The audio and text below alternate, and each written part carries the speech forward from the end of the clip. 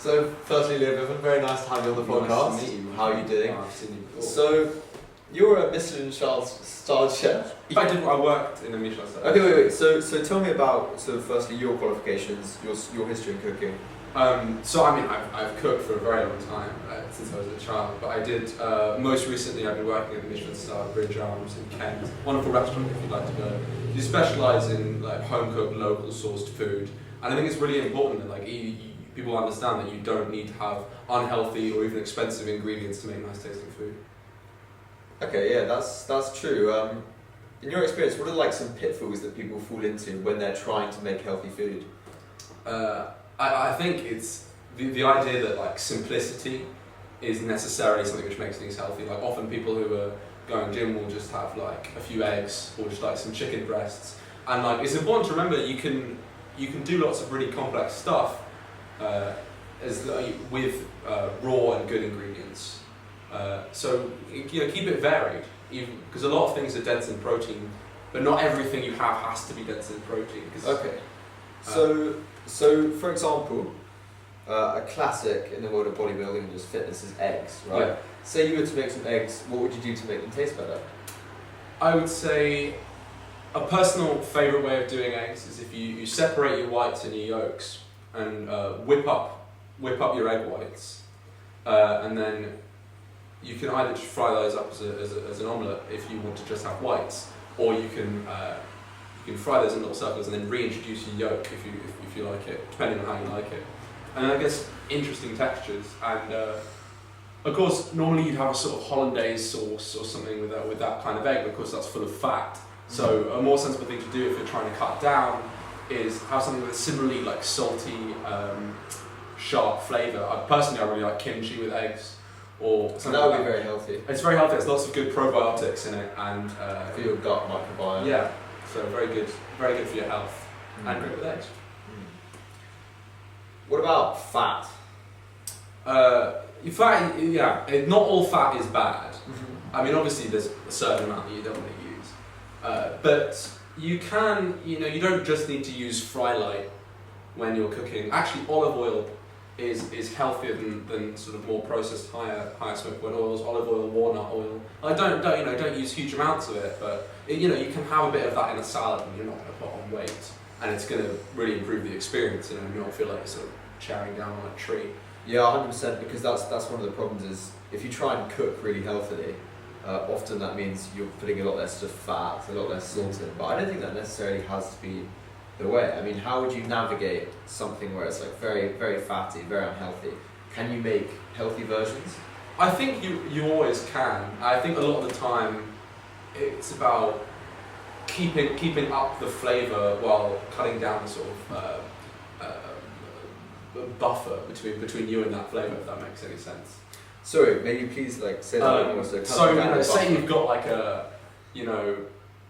you want a cheeseburger. Mm-hmm. Like what you're really craving is the savouriness of the burger, and then you want the carbohydrates of the bread, and you want the sort of sharpness of the cheese, right? Yeah. And think, can I do that with leaner meat in the burger?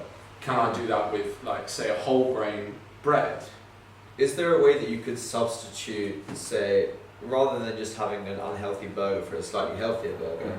Is there a way that you could have that want for a burger be fulfilled by food that isn't necessarily in that format? Yeah, definitely. If you can try and get to the bottom of what it is you're craving, and a lot of the time it's this is a slightly odd one, but you're craving the salt in a format that's with a lot of oil, because when you add oil to salt, it sort of makes the salt more palatable. So weirdly, if you have something really salty and not oily, then it's going to curb that craving. So salt isn't good for you, but if you have sort of a small thing like a little starter, a little snack, which is very salty, it's actually going to stop you wanting that big salty meal. Okay, right. Yeah, I understand that. That's good. Any further questions? What do you think would be a good question? I don't know. You asked some pretty good ones already. I think any. 3 things that people can do to make their boring, unhealthy food taste better. Yeah. Okay. Okay. Oh yeah. Answer that. 3 things you can do to make your boring food taste better. one, and it's simple, is spices. Try out spice mixes. Like, don't just sort of stick with the stuff you've got on the shelf. You can go out for about £1, get some interesting spice mixes, and that's just gonna give you something to focus on that isn't, or how much food am I putting in this meal, because you've got that extra. It's just a mental thing, that extra stimulation. So try out different spices. What are some sort of spice mixes you might want to use? I'm personally a big fan of, you can get Cajun spice mixes. That's tends to be paprika and cumin heavy with garlic, and it's none of that's all of that's reasonably good for you. Middle Eastern stuff like ras el hanout is very good for stuff, and you can have that with lamb and stuff, and you don't need to have the bread element or lots of fat to make that work. My other thing would be my second suggestion for making food healthy is know which vegetables are going to satisfy that craving for a big meal. So if you have a bowl of salad, realistically that's not going to satisfy your body's craving for protein. Yeah. But things like tomatoes and mushrooms contain higher amounts of glutamates, which even though they don't have a huge amount of protein in it, will make you feel like you're eating protein. So cooked tomatoes, cooked mushrooms are often very good for that. So glutamates, for people that don't know? Glutamates are a compound which signal generally the presence of protein in something. So when you have a big steak and you taste the glutamates, your body's excited because it knows it's getting lots of protein. But there are certain foods which will contain these glutamates without actually giving you without the amount of fat that's often in meat. Okay, so sort of like almost tricking your body. It is, yeah, feeding that same it's a satiation. biological hack. Yeah, okay. One final question before we finish up.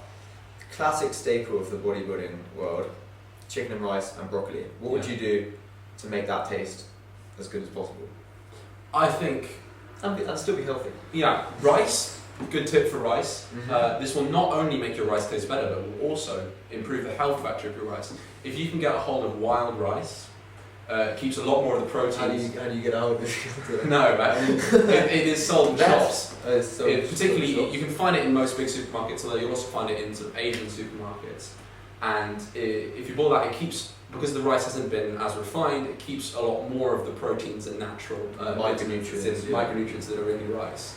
And that will give you a more interesting texture with the rice, so it doesn't just feel like a big bowl of carbohydrates. Yeah. And more nuanced flavours. Yeah. And you can try toasting your rice grains as well before you put them in anything. And then like any little flavors, aromatics you can put in the water while you're doing the rice. So a bit of salt, but try vegetable bouillon to go with your rice. That'd be really nice.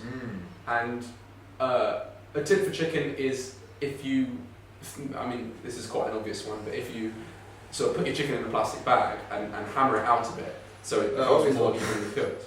Yeah, because it gets more evenly cooked, and then if you fry it quickly, then it feels again less like a big hunk of chicken and more like a steak. But because it's flatter. Because it's flatter, and it gets more crispy on the outside. You're getting more Maillard reaction. So you cook that at a higher heat. So higher heat, shorter time. Not only does it save time, but it also gets a tasty result. And presumably the bag is so that when you're hitting it doesn't splatter. Yeah. That's the problem I've had in the past. And so it I start beating my meat, it gets messy. Yeah, does happen. And then with the broccoli, I would say, don't be afraid of frying or grilling. Like, it's not necessarily going to make it much more unhealthy. Yeah. It's good to steam vegetables, but if that means if you're gonna eat much less of the vegetables, you prefer to fry the. I think grilled broccoli. Grilled broccoli. Okay. And because you don't need to use a lot of fat for that, that'll just be sprinkle a bit of salt in it, bit of lemon juice. I hear a bit of I'd say honey and soy.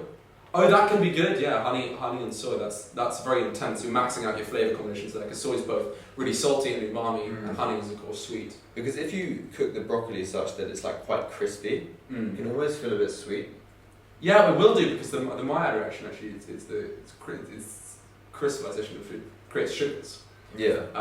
So of course it will taste sweet, and those sugars are already the basic building blocks of those sugars are already in the vegetables, so it's not like you're adding any extra unhealthy stuff. Useful, yeah. Thank you very much. No problem. Always a pleasure to help. My friend John Carl. So pretty much this is how a Michelin-starred chef would It's a little flattering to call me Michelin star chef. I worked at a Michelin star restaurant.